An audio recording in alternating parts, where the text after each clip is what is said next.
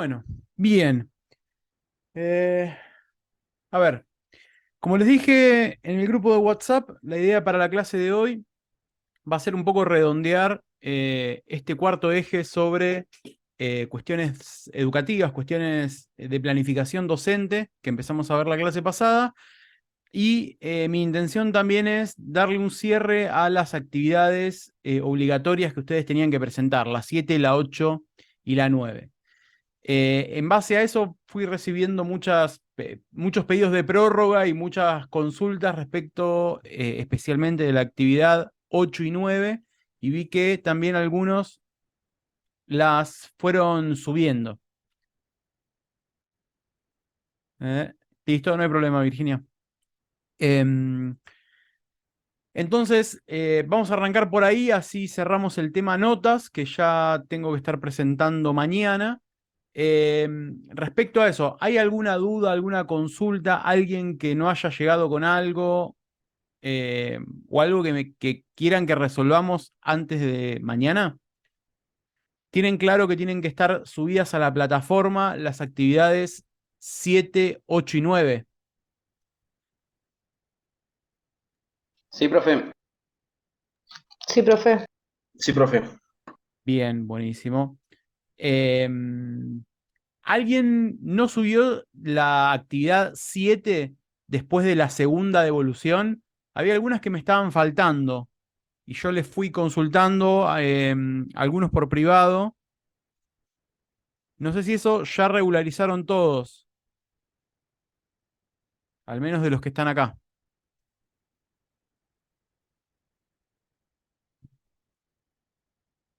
Profe, yo no llegué con la actividad 9, no sé si... Con la actividad 9, bueno, mirá, los plazos los extendí hasta hoy a las 6 de la tarde. Así que la clase de hoy vamos a tratar de hacerla bastante ligera, como para que les quede un resto de tiempo de clase y justamente los que no hayan podido subir o les haya faltado algo, tengan tiempo hasta las 18 de poder completar lo que estén adeudando. No, la nota 7, Virginia, una vez que ya lo califiqué, esa es la definitiva. Ya después de las devoluciones que se fueron sucediendo, algunos tuvieron uno, algunos tuvieron dos, de acuerdo a cuándo lo hayan presentado y el tiempo de corrección que haya tenido para cada uno, pero una vez que está calificado, esa es la nota que queda. Y que se va a promediar con la de la actividad 8 y la actividad 9. Bien, si más o menos estamos con eso y no hay ninguna duda, ninguna consulta, de nuevo les repito que están abiertas las... Con respecto a la primera parte de la materia, Sí. a lo que teníamos desaprobado, eh, ¿cuándo haríamos la parte de coloquio?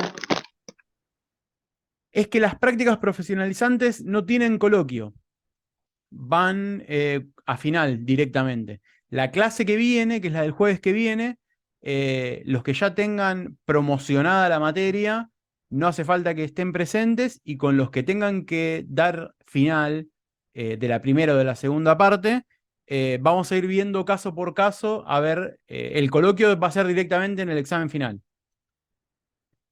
No hay una instancia previa a ese examen. ¿Se entendió?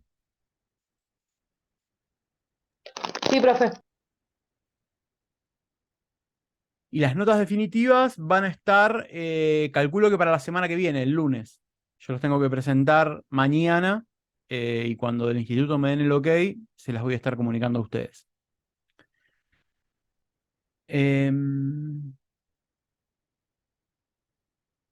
Bien, bueno, entonces como les contaba, vamos a dar bastante, vamos a tratar de dar rápido el último tema del programa que nos queda, que es esto de planificación en la enseñanza, para poder dejarles un poquito de tiempo a ustedes y que aquellos que les falte regularizar algo en cuanto a la actividad 7, 8 y 9 lo puedan corregir y subir. Hasta las 18 va a estar abierta.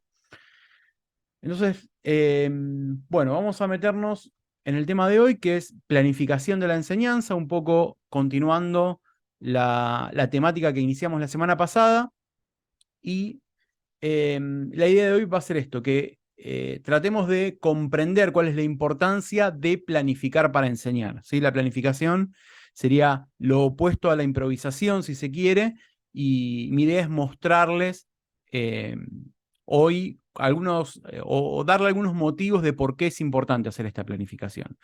Entonces, la idea de esta clase es que a partir de ahora, cuando asumamos roles de enseñanza, como hablamos en la clase pasada, no solo como profesores o como docentes al frente de una clase, sino que puede ser en una academia, o dando una charla, o capacitando a un compañero, o capacitando a un subalterno, en cualquier circunstancia que nosotros asumamos un rol en el cual tenemos que enseñar algo, podamos reflexionar sobre los procesos de enseñanza y de aprendizaje, que como vimos la clase pasada son procesos diferentes pero vinculados, y planificar una intervención efectiva, ¿sí? Es decir, que eso que nosotros queremos, ese conocimiento que nosotros queremos construir, que queremos que otro obtenga, sea de una forma efectiva. Siempre dentro del marco de las corrientes constructivistas del conocimiento, que son las que abordamos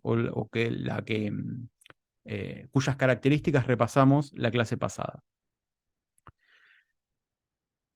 Entonces, bien, un poquito para hacer memoria de qué fue lo que estuvimos conversando, sobre lo que estuvimos conversando la clase pasada, les pongo esta filmina, este slide, que nos plantea que los procesos de enseñanza y de aprendizaje están vinculados, pero son independientes, como recién les decía.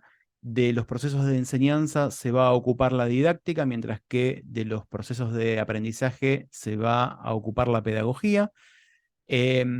También repasar esto de que el conocimiento no se transfiere, no es como si fuese una posta que nosotros le damos a otro, ni lo depositamos como si fuese un banco, que vamos con un cheque, lo depositamos y automáticamente ese conocimiento, el otro incorpora automáticamente ese conocimiento, sino que cada individuo, cada persona lo construye sobre la base de sus experiencias previas y de sus condiciones particulares. Es decir, cada persona construye el conocimiento de acuerdo a los recursos y las herramientas y la experiencia que tenga.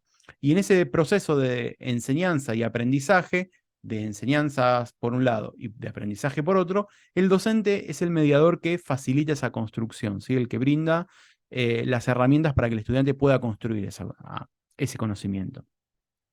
Recuerden que es importante formarse en educación para tener más recursos y más herramientas para que este proceso sea efectivo y que los estudiantes reflejan lo que nosotros somos como docentes, ¿sí? Estos fue un poco los temas que abordamos la clase pasada, y hoy me interesa retomarlo desde el punto de vista de la enseñanza. Dijimos que vamos a hablar de planificación educativa, entonces me interesa retomar este concepto de enseñanza que también habíamos trabajado en la clase pasada, y lo habíamos descrito como una acción voluntaria y conscientemente dirigida. Hoy nos vamos a concentrar, o vamos a hacer foco específicamente en este punto, de que esté conscientemente dirigida para que alguien aprenda algo.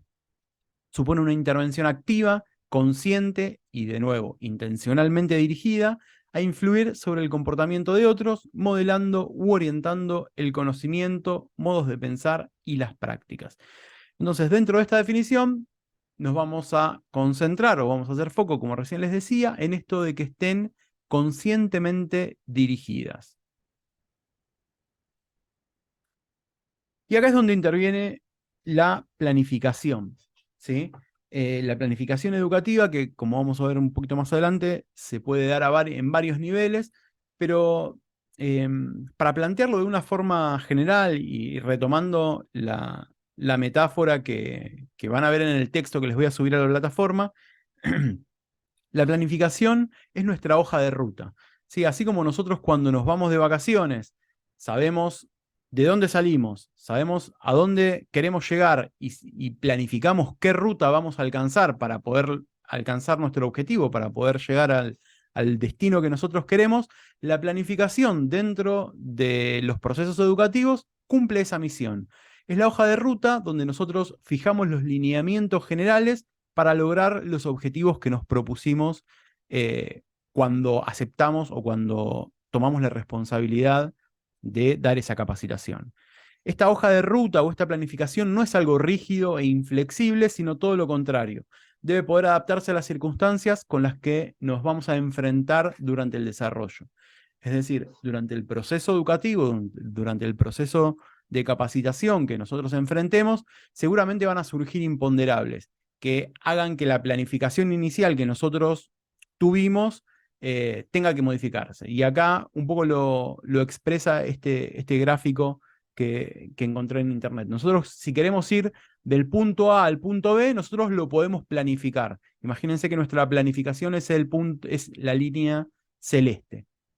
Pero muchas veces esa planificación tiene imprevistos o tiene cosas que nosotros necesitamos modificar sobre la marcha.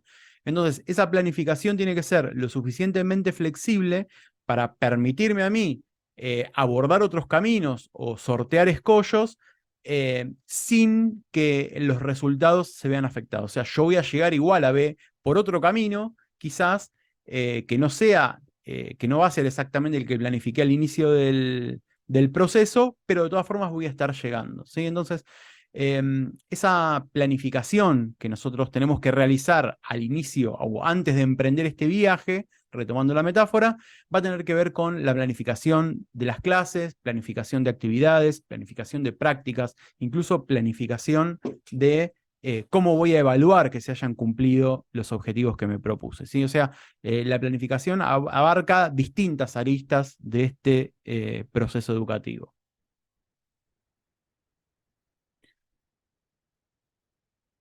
Y como les decía, esta planificación la podemos pensar, si se quiere, en dos niveles. En el primer nivel, o el nivel más básico, es la planificación al nivel de la propuesta que ustedes van a brindar, de la propuesta que ustedes van a encabezar o que van a conducir. Entonces, dentro de esta planificación más general, si se quiere, algunos de los elementos en los cuales tenemos que pensar es, bueno, yo antes de ponerme a dar una academia, por ejemplo, o antes de dar una capacitación, pienso en los propósitos. Es decir, ¿qué es lo que quiero que aprendan? Esas personas a las cuales va a estar dirigida mi enseñanza. ¿Qué quiero que aprendan al final de este recorrido? O sea, fijo un objetivo, fijo esa meta a la cual yo quiero llegar. Por otro lado, voy a tener que pensar también en los contenidos. Bueno, yo quiero que lleguen a determinado lugar y qué contenidos, cómo voy a llenar mi propuesta. Ahí necesariamente voy a tener que hacer una selección, un recorte de elementos que yo voy a incluir en ese programa de la formación, de la capacitación, de la academia, de lo que sea. Voy a tener que pensar cuáles son los contenidos que voy a querer trabajar, digamos, a lo largo del recorrido educativo. También voy a tener en cuenta cuál es el público al que se está dirigiendo la propuesta. Es decir, cuál es la edad de los estudiantes, cuál es el nivel sociocultural, si es un grupo homogéneo o heterogéneo. No es lo mismo tener, por ejemplo, no sé, un grupo heterogéneo, un grupo homogéneo de adolescentes que estén en la edad de la secundaria, a tener un grupo de quizás un primer año de la universidad, de un instituto superior, en los cuales la heterogeneidad de edades es mayor. Puedo tener una persona de 60 años con alguien de, no sé, 18. Entonces, esas cuestiones del público a quién le estoy hablando también la tengo que tener en cuenta. Recuerden que nosotros dijimos que el conocimiento es una construcción que cada uno realiza. Entonces, esa construcción no va a ser igual para un adolescente que para un adulto, que para un joven.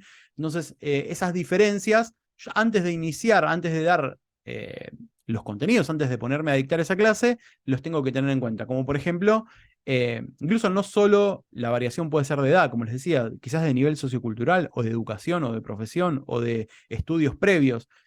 Dentro del ámbito de la educación superior no va a ser igual una clase que está enmarcada dentro de un posgrado, en la cual se supone que todos al menos tienen un título de grado para acceder a esa clase, que una clase pensada para un primer año de la universidad o de un instituto superior. O sea, la madurez dentro del sistema educativo que van a tener esas personas es distinta. Entonces, yo tengo que pensar a quién le estoy hablando y cuáles son las características de ese público. Esto es muy importante, ¿sí?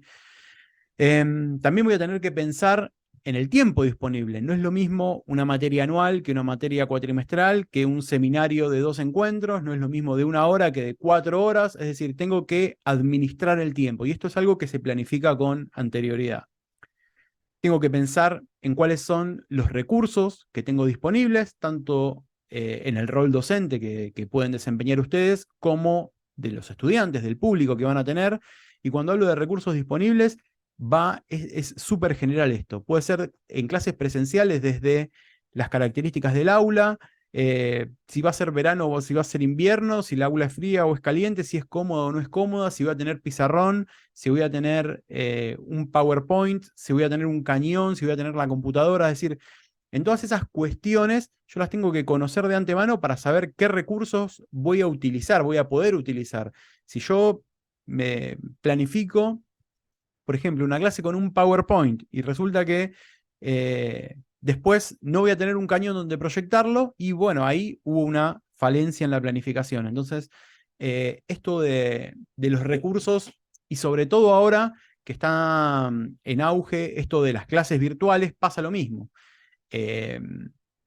Si yo planteo una actividad o se me ocurre una actividad para proponerle a los estudiantes de forma virtual, pero por ejemplo, no todos tienen la posibilidad de conectarse a la hora de la clase, o algunos lo hacen desde los espacios de trabajo, o algunos los hacen desde el celular, y bueno, ya esa planificación o esa actividad que yo tenía pensada para una determinada clase no se puede llevar adelante porque no tuve en cuenta que los estudiantes tienen distintos recursos o distinta accesibilidad a los recursos para la clase que yo estaba proponiendo. Entonces, en eso también tenemos que pensar, y parece una pavada o parece algo superfluo, pero termina afectando en la clase en particular y después en todo el proceso educativo o en todo el recorrido, en todo el trayecto que yo había planificado al inicio. De nuevo retomando esto de pensar en los contenidos, también tengo que pensar mi materia o el espacio que yo estoy dando, cómo se articula con otros contenidos, ¿sí? Con otros contenidos dentro, horizontalmente, es decir, imagínense que a ustedes les toca dar una materia de primer año o de segundo año, es decir, yo tengo que pensar cómo se articula con las materias que los estudiantes están cursando en ese mismo nivel educativo, como también tengo que pensar cómo se articula con las materias que cursaron antes y con las materias que van a cursar después, ¿sí? Es todo un entramado de contenidos que es necesario tener en cuenta. Por ejemplo, yo no podría estar hablando de balística avanzada en una clase cuando ustedes no vieron balística inicial, o no podrían hablar ustedes de papiloscopía avanzada en un primer año de una carrera, por ejemplo, cuando los estudiantes no tienen el contexto necesario para poder comprender algunos términos, ¿sí? Entonces, eso va a variar en los temas que yo pueda abordar, en la profundidad que le pueda dar a los temas y en el nivel de reflexión que puedan tener los estudiantes sobre el tema que elegí. Entonces, si yo elijo o planteo temas demasiado profundos o demasiado elevados y los estudiantes no tienen ese bagaje de conocimientos preliminar necesario para empezar a construir su propio conocimiento, bueno, toda ese emprendimiento va a terminar fracasando porque no tuve en cuenta eso. Es decir, arranqué de muy adelante, ¿sí? Entonces, también es importante esto de la articulación del contenido que voy a dar yo. También es importante tener en cuenta el perfil del egresado, qué clase de egresado. Esto está más relacionado quizás con el instituto o la institución en la cual yo para la cual esté dando esa clase, ¿sí? Como habíamos charlado también en la clase pasada, esto de la motivación, de demostrarle al estudiante cuál es la vinculación con el mundo profesional o de qué le va a servir esto que yo estoy tratando de transmitir, esta enseñanza que yo estoy tratando de brindar, ¿sí? Generalmente esto lo hacemos con ejercicios o con actividades que demuestren la actividad, la utilidad práctica de los elementos teóricos que desarrollamos. Pero es importante esto de generar motivación. Y por último, el método de evaluación. El método de evaluación que ustedes escojan para verificar que se alcanzaron los objetivos que se propusieron o los objetivos mínimos para la acreditación de la materia o de ese espacio curricular que ustedes estén dando, de esa capacitación, la forma de evaluación tiene que ser coherente con la forma de enseñanza, con el método de enseñanza que utilizaron durante la cursada. ¿Y a qué me refiero con esto? Imagínense que yo durante la cursada les doy actividades que son todas de resolución multiple choice, por ejemplo. Les tomo durante la texto multiple choice, y esa es mi forma de darles a ustedes actividades. Y resulta que para el examen final vengo y les digo, bueno, desarrollen temas a desarrollar, y les pido que desarrollen ideas en base a conceptos que yo les doy. Entonces, yo les di o los formé todo el cuatrimestre en base a actividades de multiple choice, de lectura y de respuesta rápida, y en el examen final les estoy pidiendo que me hagan algo completamente distinto a lo que trabajamos durante el año. Entonces, ahí es donde tiene que haber coherencia. Si yo les di actividades de multiple choice todo el año, lo lógico es que los exámenes finales o los exámenes que van con nota también sean multiple choice.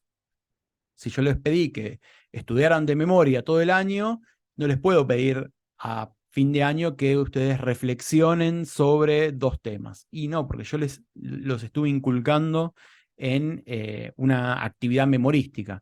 Entonces, acá es donde tiene que haber una coherencia en la forma que adoptan las actividades y la forma que adopta la materia en general con la forma de evaluación, ¿sí? Esto también es importante. Entonces, bueno, estos serían algunos elementos básicos en los cuales nosotros tenemos que pensar antes de arrancar, antes de poner primera en ese viaje. Bueno, nos tenemos que sentar un ratito y pensar en todas estas cuestiones. Obviamente que lo ideal de esto es poder plasmarlo por escrito y dárselo al estudiante antes de empezar la materia. Entonces, el estudiante ya... Esta planificación sirve tanto para el docente, que sabe qué va a tener que enseñar y cómo lo va a tener que enseñar, como para el estudiante, que está sentado y tiene que saber qué es lo que va a recibir, qué tiene que esperar del espacio o de la materia que va a cursar, ¿sí?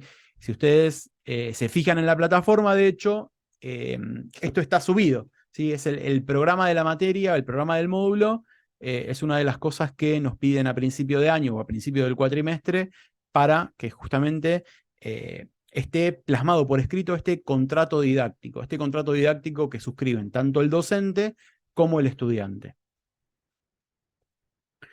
Y la segunda o el segundo nivel de planificación, que es en un segundo nivel, si se quiere, o en un nivel más inmediato o más chico, sin tanta amplitud como el que les proponía recién, es una planificación a nivel de clase. Las clases también tienen que estar planificadas, ¿sí? Lo ideal es que tengan una estructura de inicio, desarrollo y cierre, ¿sí? Es decir, que cada encuentro que ustedes planifiquen, que cada encuentro que ustedes tengan que dar, tenga estas 3 partes delimitadas, y cada una de las partes tiene un objetivo distinto. El inicio de las clases generalmente lo que hacemos es una recuperación de conocimientos previos. ¿Se acuerdan que, y como vengo repitiendo, el conocimiento se construye en base a experiencias previas? Entonces, esta primera etapa de la clase tiene por objetivo posicionar al estudiante, posicionar al que me va a escuchar en contexto. Entonces, si ustedes prestaron atención a cómo se fueron desencadenando nuestras clases, vieron que siempre al inicio retomábamos, incluso en esta clase, o charlábamos un poco acerca de conceptos que habíamos dejado la clase anterior. Entonces, esa es una forma de ponerlos a ustedes en tema. Bueno, vamos a arrancar desde este punto, y a partir de ahí facilitar la comprensión del nuevo tema. Después viene el desarrollo, la segunda parte de esta estructura de clase, y en el desarrollo es donde se presentan los nuevos contenidos. En este caso, ahora estamos transitando esta etapa de desarrollo, en el cual a través de actividades, a través de PowerPoint, a través de video, a través del recurso que nosotros escojamos, estamos presentando a los estudiantes el contenido nuevo. Y por último, el cierre de clase, que lo que hacemos, o el objetivo del cierre de clase es justamente recapitular sobre los temas que se desarrollaron para que el estudiante pueda tener una mirada global y hacer un balance, hacer una síntesis, una sinopsis eh, de lo que el docente se propuso con esa clase y de fortaleciendo principalmente los puntos destacados de los temas que se desarrollaron. Entonces, si nosotros logramos articular estas 3 etapas de clase, vamos a tener una clase ordenada y el estudiante también va a estar ordenado en la estructura mental, en la forma en la que recibe recibe el contenido y puede construir a partir de ese contenido. Otra cosa que tenemos que plantearnos y que planificar antes de arrancar la clase, si se quiere, son qué contenidos vamos a desarrollar, más que nada para no convertirnos en personas que nos paramos adelante de una clase, nos paramos adelante de un pizarrón o adelante de un micrófono y empezamos a improvisar contenidos. No sé si a ustedes les habrán tocado docentes de estas características, pero a mí sí. Y la verdad es que son poco, escuchar a una persona hablar que no sabe a dónde apunta, o de dónde viene, o qué es lo que me quiere transmitir, y me empieza a hablar de un montón de cosas que yo no puedo hilar porque justamente no está dentro de una planificación y no entiendo el contexto, es como bastante frustrante. Entonces, planificar los contenidos que voy a desarrollar en la clase es importante. Planificar también los recursos didácticos, es decir, qué voy a utilizar, y esto está un poco vinculado a lo que planteábamos en el primer nivel, en cuanto a qué textos voy a usar, qué videos voy a reproducir, para qué voy a reproducir esos videos, qué es lo que quiero, qué es lo que estoy buscando. Recuerden esto siempre de que la enseñanza es una práctica que está dirigida, es una intervención dirigida, entonces, ¿para qué lo estoy haciendo? Siempre todo lo que haga tiene que tener un para qué busco generar en el estudiante con eso. Y bueno, ¿qué recursos voy a utilizar? Textos, videos, audios, PowerPoints, exposiciones, debates. El recurso que a mí me parezca más apropiado, de hecho puedo ir probando algunos y ver cuáles van funcionando mejor con cada grupo. En fin, los recursos van a depender de la imaginación que tenga cada uno para convertir cualquier elemento en un recurso didáctico, en una forma de desarrollar un tema. Y finalmente, las actividades, ¿sí? Es decir, esto de ponerlos a trabajar en cosas de generar experiencias enriquecedoras y que no sea solamente una exposición oral, es decir, que mis clases no sean solamente una persona hablando, sino que el docente tenga la capacidad o tenga la creatividad para generar en los estudiantes situaciones o experiencias que permitan el aprendizaje significativo. Creo que ahí es donde radica la mayor virtud de los docentes. En no convertirse en monologuistas solamente, sino en generar esta clase de actividades que permitan que el estudiante construya ese conocimiento significativo.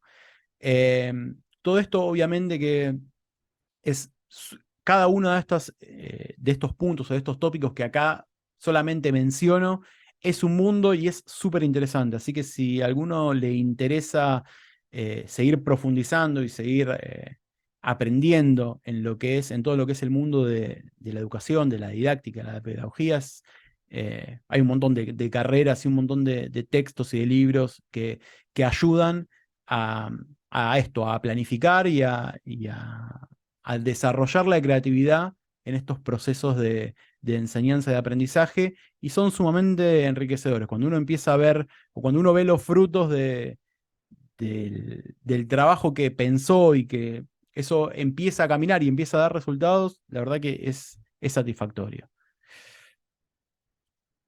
Entonces, bien, cerrando este último eje educativo, este cuarto eje del cual habíamos hablado, lo que me interesa que a ustedes les quede o que les sirva para pensar y reflexionar a futuro son las los siguientes puntos. En primer lugar, que cuando les toque enseñar, como les dije hoy, como también les vengo repitiendo desde la clase pasada, enseñar no es solamente dar una clase en una universidad, en un colegio o en un instituto, sino cualquier situación en la cual a ustedes les toque actuar como docentes. Puede ser una academia, puede ser con sus hijos, puede ser una charla, puede ser un taller, puede ser cualquier situación, ¿sí? Entonces, siempre que les toque estar en ese lugar, planifiquen. Siéntense a reflexionar acerca de los puntos que hablamos la clase pasada y fundamentalmente esta clase y piensen de qué manera lo van a hacer.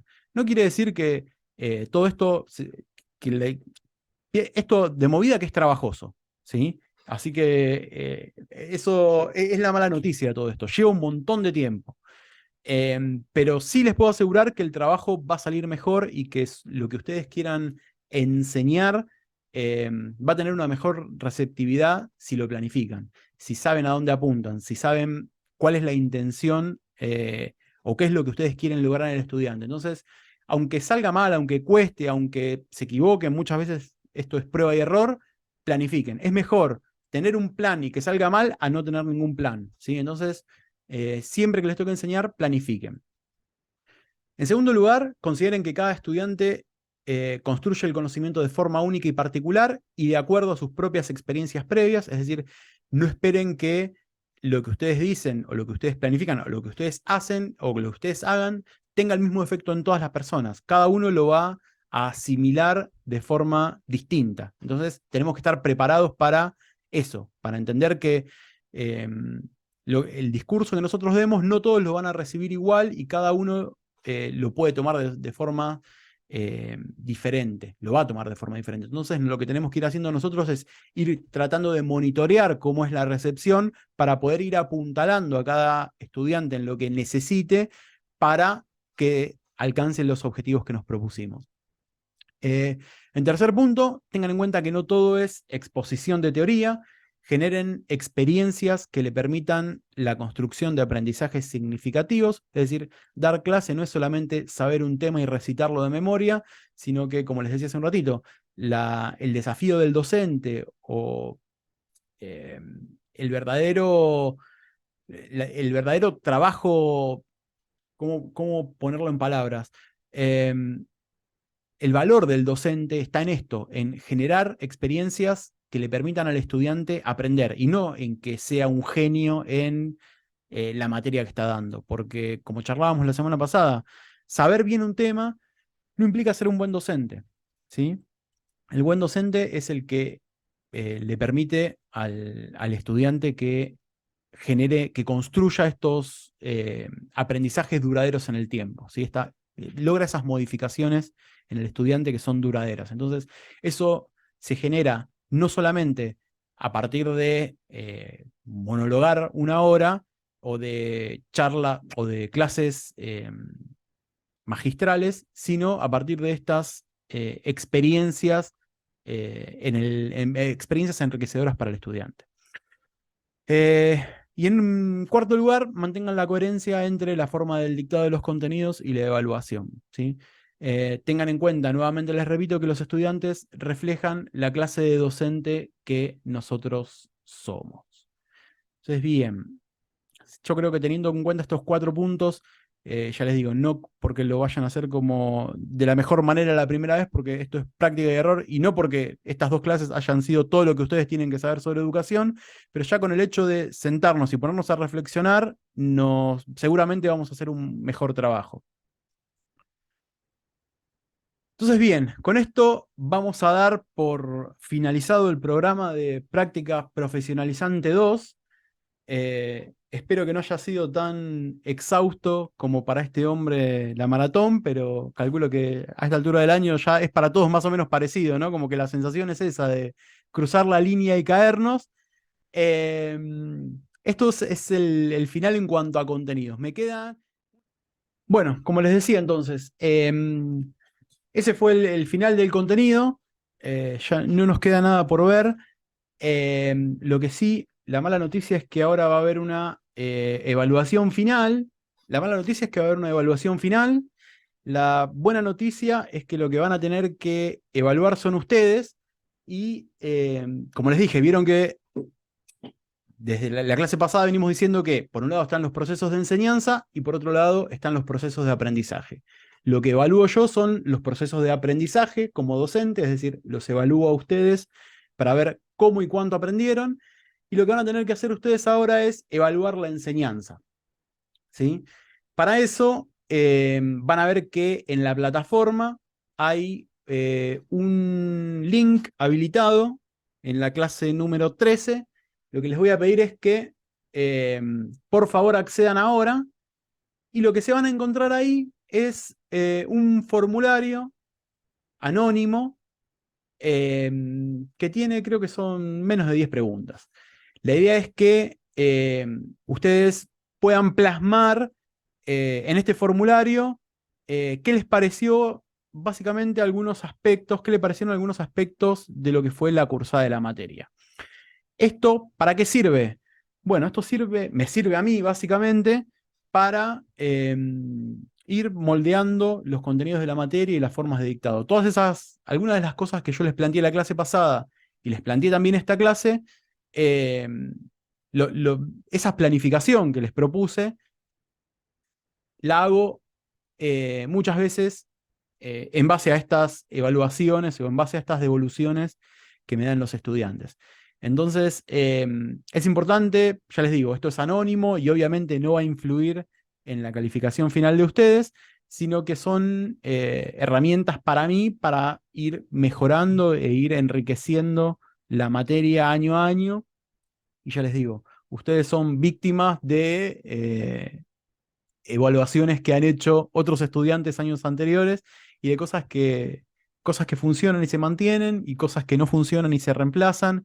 Entonces está bueno para mí como docente que ustedes me hagan esta devolución, y ya les digo, es anónima, así que si tienen todo lo que tengan para criticar respecto de la cursada, lo pueden poner acá, todo lo que les haya resultado útil lo pueden plasmar acá, eh, porque para mí es sumamente valioso. Tanto los elogios como las críticas, las dos sirven para enriquecer la materia.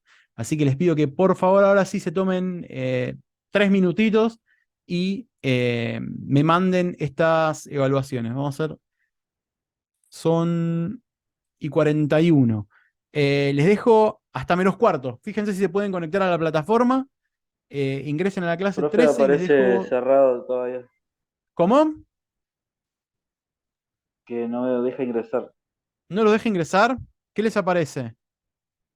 En realidad debería haberse Un Sí, habilitado. candado cerrado, un candadito cerrado. A ver, a mí me déjenme. dejó iniciarla. ¿Te dejó? Bueno, debería dejarlos a todos.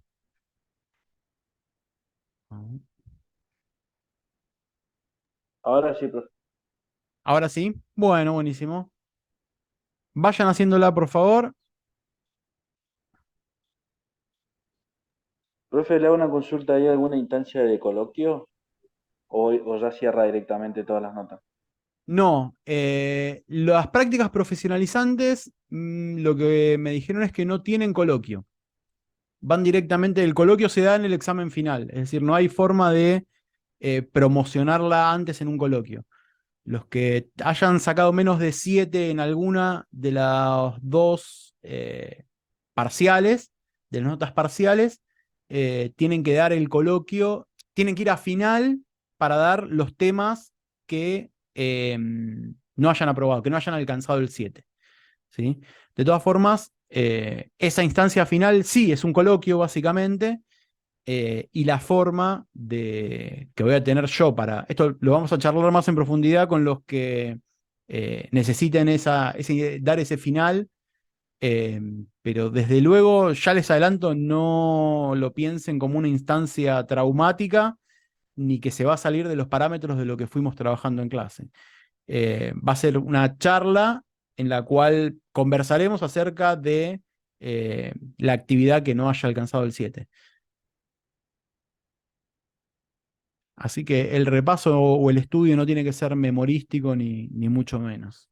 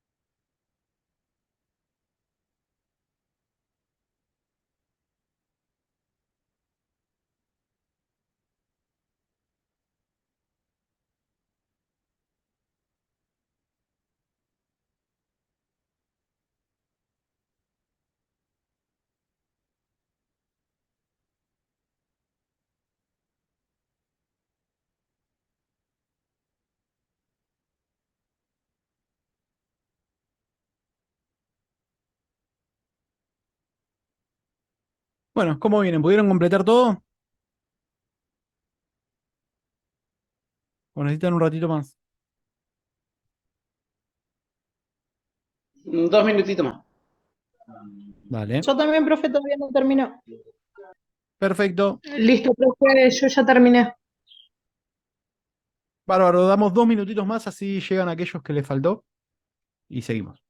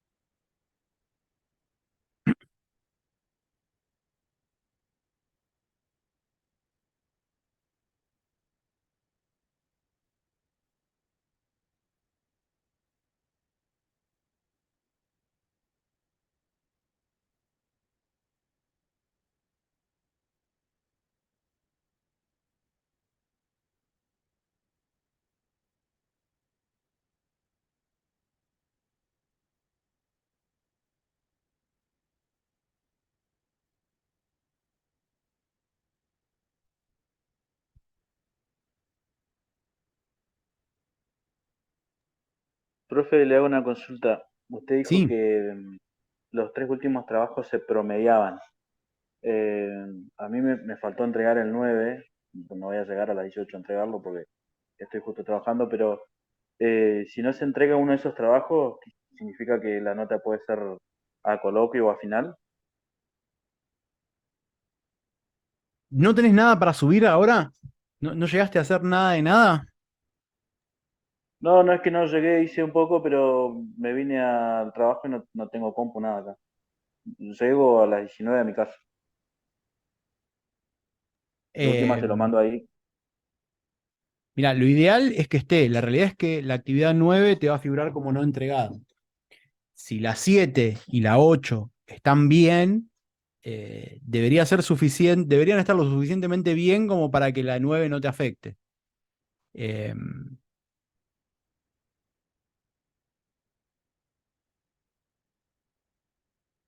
pero bueno, todo va a depender de eso. Si la 7 y la 8 están más o menos, y va a afectar la falta de la 9. La realidad es que 7, 8 y 9 ya las habíamos planteado como actividades obligatorias. E incluso la 9 eh, no era muy distinta a la 8. Si tenían la 8 más o menos armada, la 9 era básicamente los fundamentos técnicos eran más o menos lo mismo, y había que simplemente trabajar sobre lo que era la remera y la impronta en el vidrio. Pero sí, la realidad es que esa actividad te va a figurar como no entregada. Por eso les digo, sí, aunque la tengan incompleta, es preferible que la presenten incompleta antes que no entregar nada. Bueno, profe.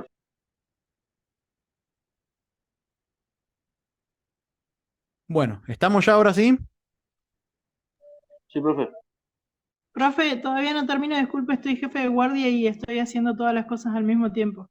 Dale, no te hagas problema, vamos a hacer así. Seguimos entonces, avanzamos un poquito más con el cierre de clase y cuando puedas lo completás, Virginia.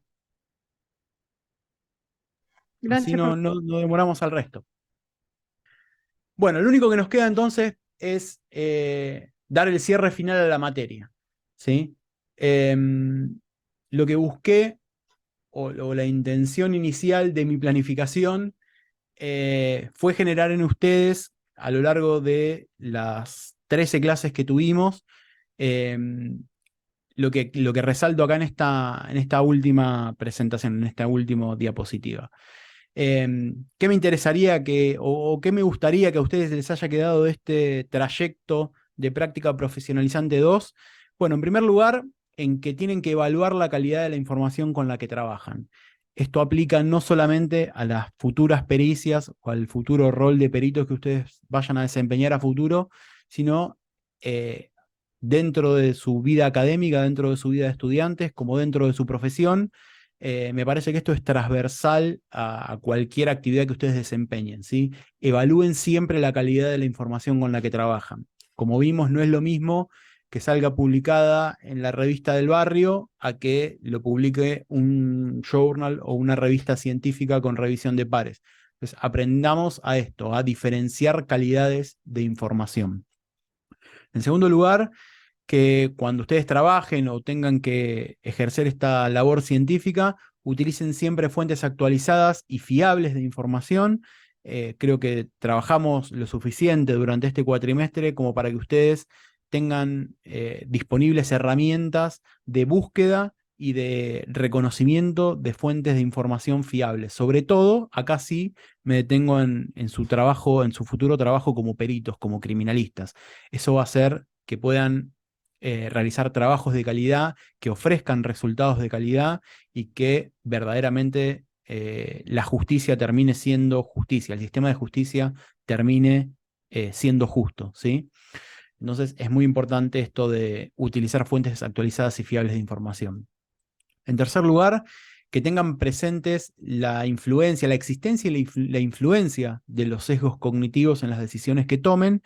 Tengan en cuenta esto de que los sesgos no se pueden anular de forma voluntaria. Entonces, cada decisión que ustedes tomen, revisen, reflexionen acerca de si esa decisión no está, en esa decisión no está influyendo algún tipo de sesgo, ¿sí? Y articulen los mecanismos necesarios para tratar de mitigarlo. Ya conociendo la existencia, conocer la existencia de los sesgos y cómo influyen es el primer paso para poder mitigarlos. Entonces, ténganlos presentes siempre en cada decisión que tengan que tomar. En cuarto lugar, que velen por la aplicación de los estándares de procedimiento, de calidad reconocida en las labores que desarrollen, o sea que cuando les toque trabajar en algún laboratorio, en alguna pericia, fíjense si para la actividad que ustedes están desarrollando existen estándares de calidad, estándares de procedimiento, normas que les digan cómo se hace el trabajo que ustedes tienen que realizar. Y en el caso de que existan, traten de aplicarlos. Cada uno esto lo tenemos que hacer siempre desde nuestro lugar. Obviamente que cuanto más importante es nuestro cargo, cuanto más alta es nuestra jerarquía, fundamentalmente en instituciones policiales, van a tener mayor posibilidad, mayor poder de decisión. Entonces, cuando ustedes ocupen cargos de decisión, fíjense qué protocolos, qué estándares de procedimiento existen y cuáles se pueden aplicar a las tareas que ustedes o sus subalternos desarrollan.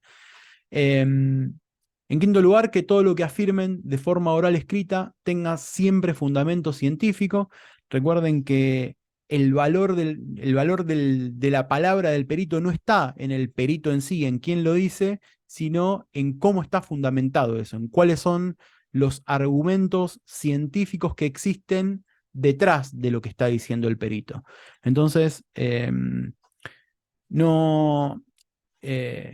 muchas veces quizás les va a tocar enfrentarse o tener enfrente a un perito que va a tener más trayectoria o que va a salir en la televisión más seguido o que va a ser más famoso o que va a tener un instituto propio o lo que fuera.